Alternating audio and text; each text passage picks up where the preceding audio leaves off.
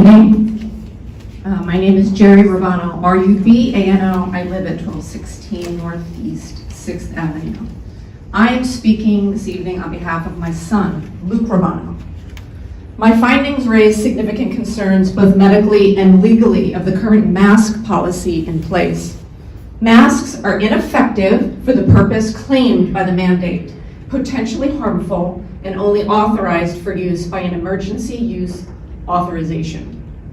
All parties mandating the use of face masks are not only willfully ignoring established science, but are engaging in what amounts to a whole school district clinical experimental trial.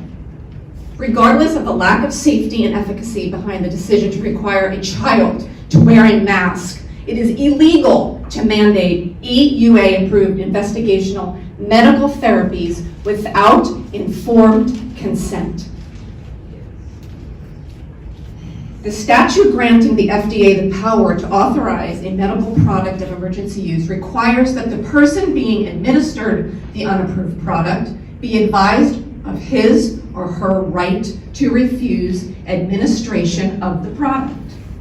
This statute further recognizes the well-settled doctrine that medical experiments or clinical research may not be performed on human subjects without the express informed consent of the individual receiving treatment. The fact that mask wearing presents a severe risk of harm to the wearer should, standing alone, not be required for children. Misrepresenting the use of a mask as being intended for antimicrobial or antiviral protection and/or misrepresenting masks for use as infection prevention or reduction is a deceptive practice under the Federal Trade Commission. It is clear there is no waiver of liability under deceptive practices, even under a state of emergency. As such, forcing children to wear masks or similarly forcing the use of any other non-FDA approved medical product without the child or the child's parental consent is illegal and immoral. This letter serves as an official notice that I do not consent to my son or any child in the school district to being masked. Shame on you.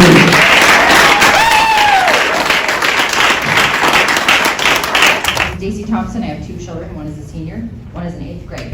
We've lived here for 10 years. Up to 2020, I would say we had a great experience with Camas Schools.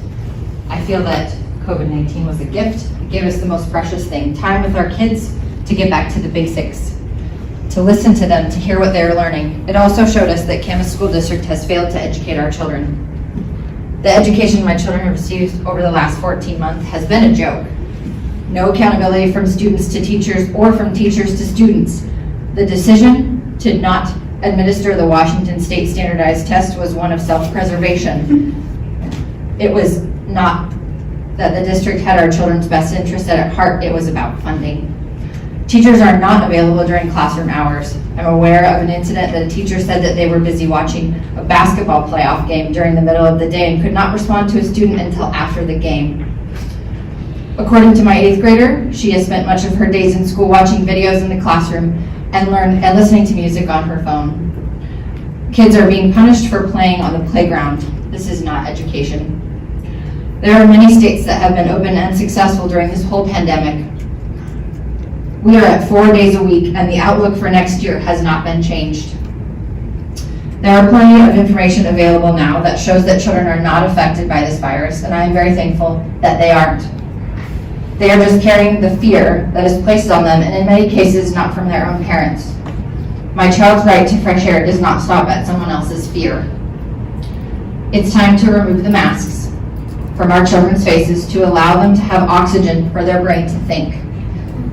Seems like it might be something of fear to allow them to think.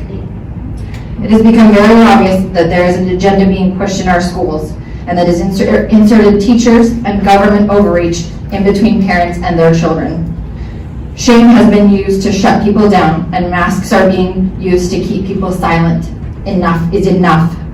We are fortunate to have school choice in Washington. There are many great online options that are not pushing an agenda and have excellent curriculum that will prepare my child for the future. I will not be allowing my student to continue with the Camas School District.